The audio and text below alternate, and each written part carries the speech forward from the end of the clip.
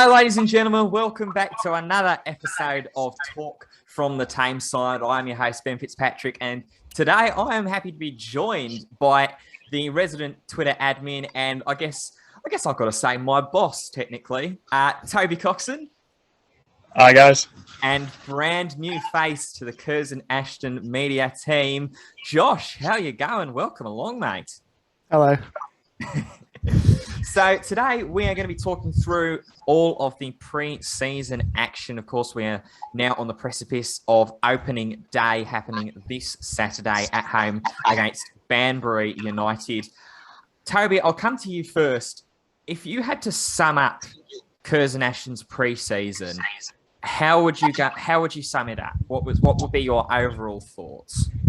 I think overall it's been fairly positive.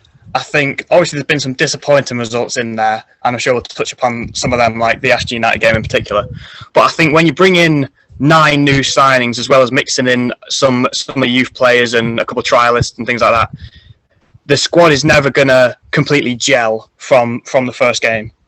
So I think while there's some of the results might not look very positive, some of the passages of play, some of the link-up play we've seen, some of the goals we've scored do point towards the kind of football we're trying to play, and the way this team's going to move forward. And so overall, I think as a whole, the squad's in a fairly good place going into obviously Banbury at home on this coming Saturday.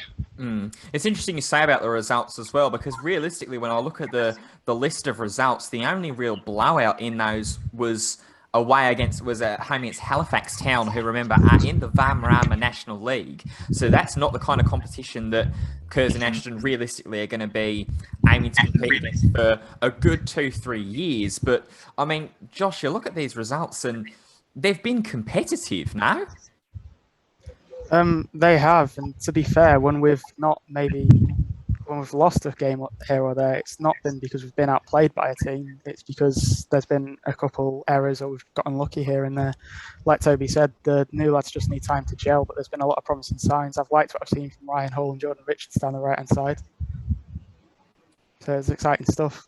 Fantastic. Well, we'll dive in a little bit more now deeper to those results. Obviously, the overall results now will be on your screen. 3 wins and 3 losses for the Nash. Interestingly, they're all alternating, which I think says a lot about the squad and their ability to rebound and bounce back after each game. But let's go through the game. So, New Mills, first game of the pre-season at the start of July, 3-0 win there. As soon as you end that game, you think, okay, this is a real good sign. I mean, I think with the New Mills game, I think it was very much a sort of players getting to know each other.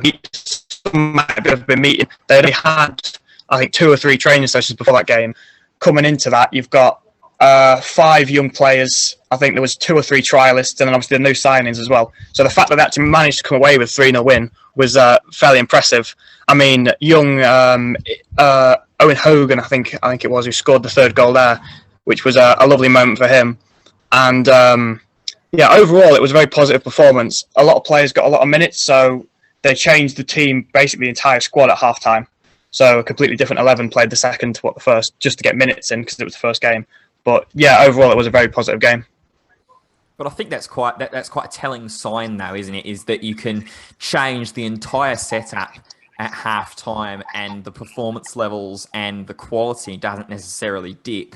I think that's really gone to show how well that Curzon Ashton have signed in the summer window and the depth that they've managed to bring to their squad. The next game, then, you mentioned obviously the next game against Ashton, a 2-0 loss, the first taste of defeat for this new setup. But it's always going to be swings and roundabouts, really, when you take these tough losses and then to be able to rebound 3 days later. How do you think that the guys would have felt after that game? I think with the Ashton United game I think it's only the 2nd game of pre-season. Obviously, it's a derby. Both teams will have wanted to win, and people talk about it only being pre-season, but the players will have known and the fans will have known that it's still a derby. I mean, you saw by the challenge that the Aston United lad put in on Walker that got him sent off. I mean, there was clearly some fire, and to be honest, it was good to see from our players as well, showing that they've got that fight and that determination that they can kind of not be afraid. Like, obviously, we want to play good football. We want to string passes together, play through the lines, things like that. It's clear to see that's the aim of this team. We're not going to be a long ball hitting a target man trying to play like that. It's going to be fast passing football, and to see that they're not afraid to sort of resort to sort of old-fashioned, you could call it, methods. Sort of shows the experience of the squad and some of the players within it. Interesting. It's good well to as hear. that, with the Ashton United game, the scoreline didn't reflect how the game went, in my opinion. We played really well, and their 2 goals came from a loose back pass from Craig Marn. Then Adam Barton got caught out, which led to Renshaw giving away a penalty, which just wasn't needed. It's just a couple blips in pre-season, but it's better to get those mistakes out before the season starts, because I'm sure they're ready for it now. And I think that's also kind of half of the reason for pre-season, is to be able to shake the cobwebs off. You've had a little bit of time away from the game over summer. Obviously, like Toby said earlier, this is a side that has been rejuvenated by so many new signings. And you mentioned an interesting point about scorelines not reflecting the on-field performance. I actually wanted to jump forward a little bit with the last game of pre-season at home to Halifax Town. A 3-0 loss, and I want to bring up on your screens now, for those of you watching at home, the tweet that Adam Lakeland put out as soon as the game was over. Glad that pre-season is over. Great workout for us today against a very good Halifax team. The lads needed that test and a home game.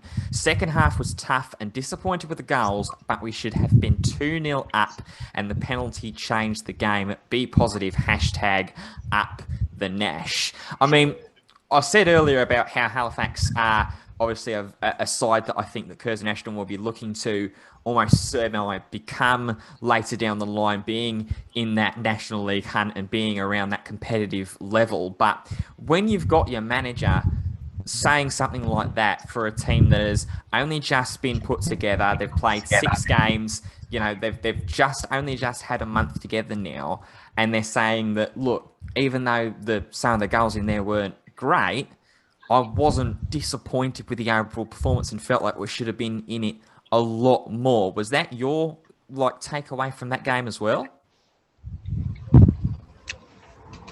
Yeah, I mean, first half especially, sort of first 5-10 minutes, I don't think they had a chance on goal. I mean, within the first 5, you had Ryan Hull put an absolute beauty of a ball just across the 6-yard box, which all Piers has to do is get a touch on it, and it's in the back of the net. And that was the sort of theme of the first half, really. We matched them a fair bit, and it was only just a mistake at the back, really, that gave away a penalty, which obviously led to their 1-0 lead at half-time. But going into the break, you wouldn't have noticed how big of a difference is between these 2 teams, because obviously Halifax are National League, but they also finished, I believe, either 3rd or 4th last season in the National League. So they got into the playoffs, and they were in the hunt for promotion. So they're clearly a very good outfit and know how to win football games.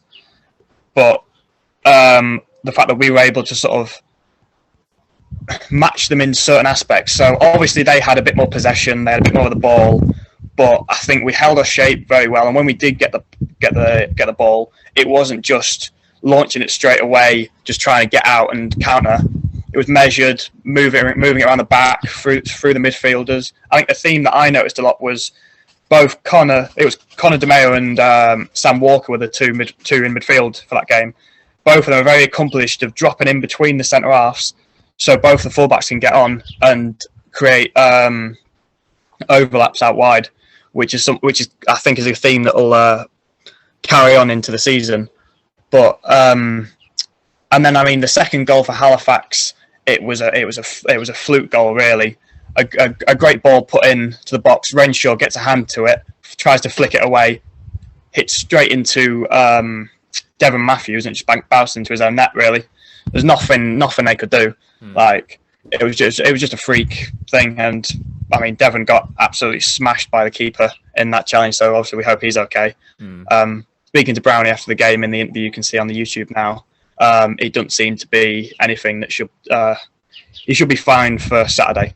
Is the general consensus, but and I mean, so the 3-0 doesn't really portray it as it wasn't a 3-0 battering.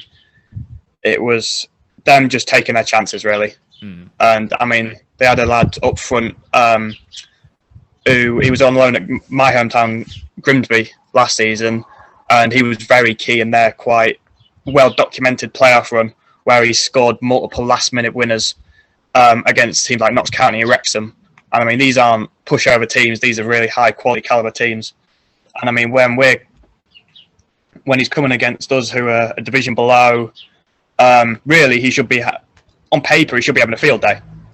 But I think he was well marshalled. I think throughout most of the game.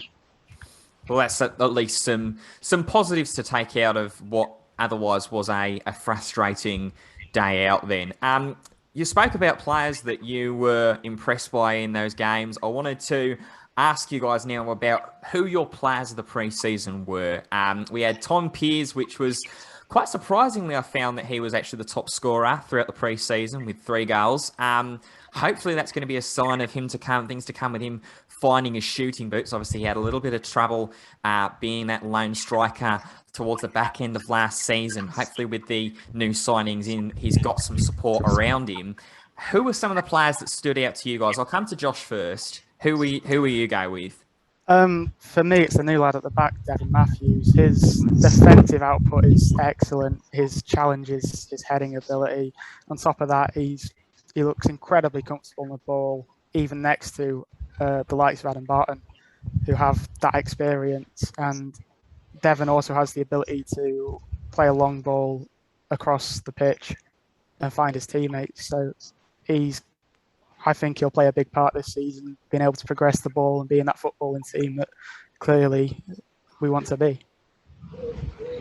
Nice ball playing, modernistic kind of centre back now. Toby, what about you? Who are some of the players that you'd have to highlight?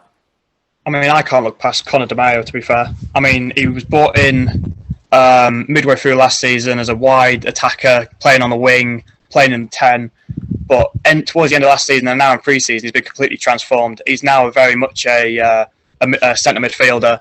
He's been playing all season in a double pivot, whether it's with Walker, whether it's Benito Lowe, whether it's with Marn. Every single game, he gets the ball and he's just so cultured on the ball. He seems like he's got an extra second to what everyone else does. Like, I mean, some of the passes he made, especially in the first half at Stalybridge, just literally picking the ball from nothing and just picking a 40-yard pass through the channels to find one of the wingers. Knowing where to be in the right moments. So a lot of times when players might move positions, they might have the technical ability, but sometimes they might get caught out where they're meant to be. Whereas Connor, he knows when to tuck in, he knows when to go forward, and he seems to be developing as a brilliant centre midfielder. Fantastic. Well, hopefully I'll be able to shout Conor DeMaio a few times throughout the season and make one Wayne Selkeld very, very happy. Obviously, we're all looking ahead and we're all gearing up to this Saturday's season opener and home opener as well against Banbury United. Their first season in the National League North, and they started off their pre-season very, very well. I must admit, 5 wins and 2 losses from the 7 games that they played, with the last being a penalty shootout winning match against FC United of Manchester to win themselves the FA Supporters Shield.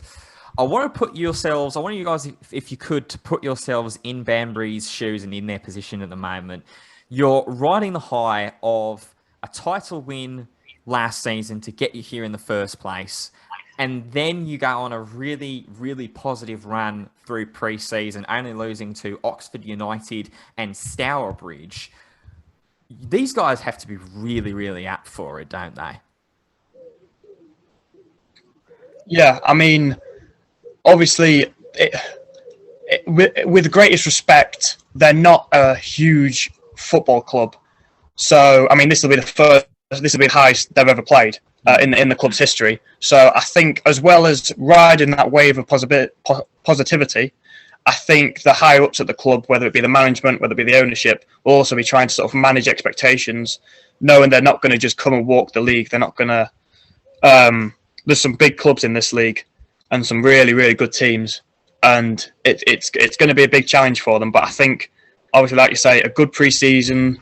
Obviously, winning the title last season, they'll be really up for the challenge, definitely. And come Saturday, they're not going to be an easy team to face. Definitely not.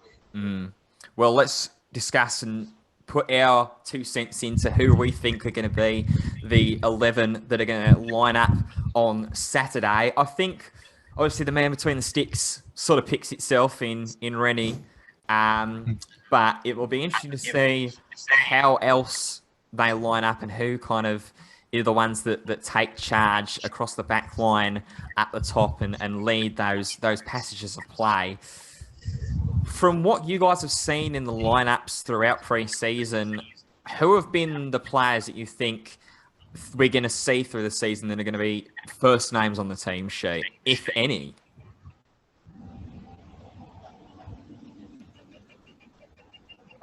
I think one of the first names to be on there will be Connor. It'll be him and someone next to him in the midfield. As Toby said, he's been brilliant. It's in pre-season. He looks incredible. Everything we seem to do going forward goes through him at some point. Oh, definitely. I think he's been such a bright spark and a cool head as well. I think next to him, you can't look past the captain, Craig Mann. He's one and the same. You know what you're going to get with him. He's brilliantly on the ball. He's knows when to go and when not to. A brilliant leader on the pitch for maybe some of the younger lads to sort of rally behind and lead by example as well, because he's a very, very good footballer. And we're thinking as well with the centre-back partnership, if Devon is fit for Saturday, it'll be him and Adam Barton.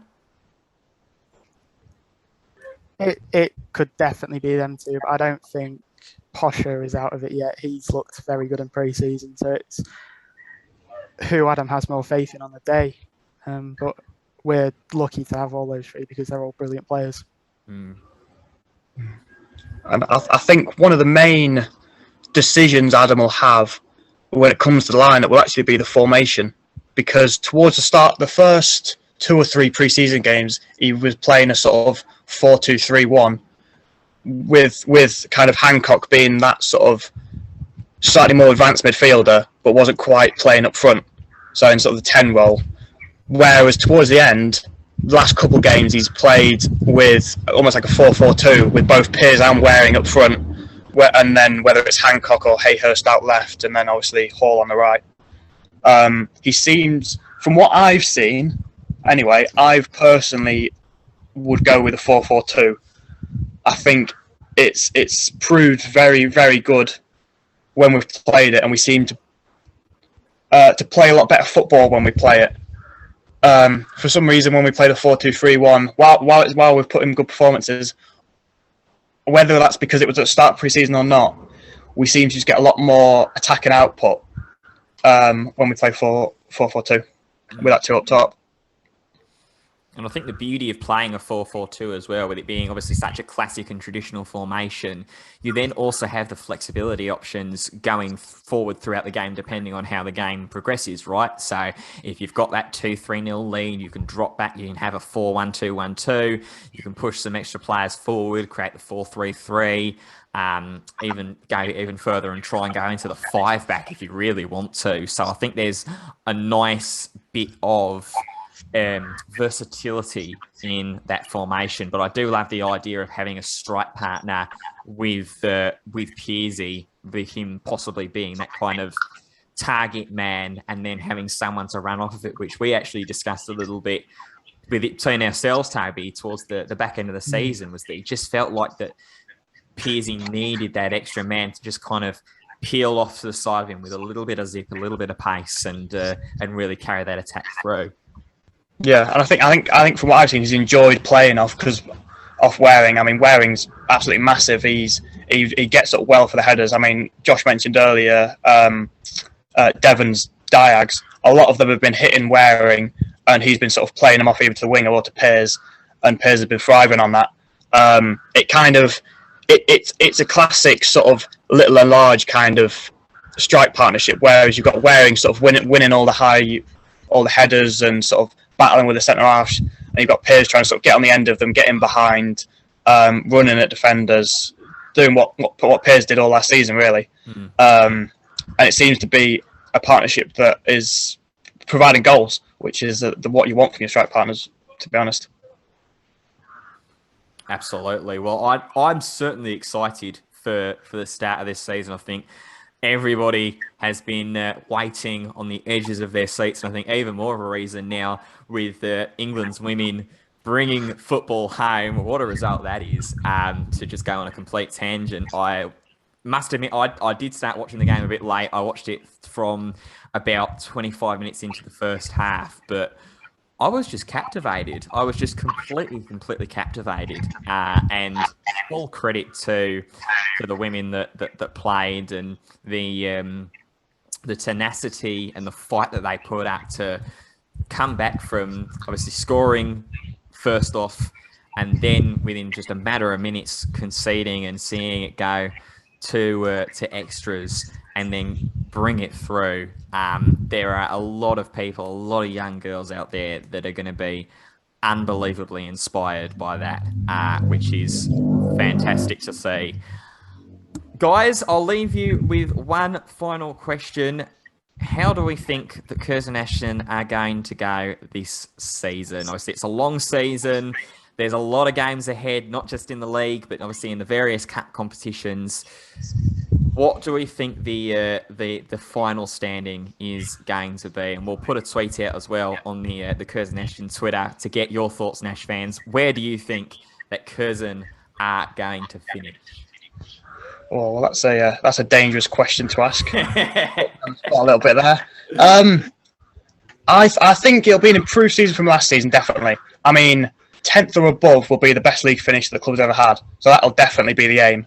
I think on paper, the squad is definitely good enough to reach into them playoffs.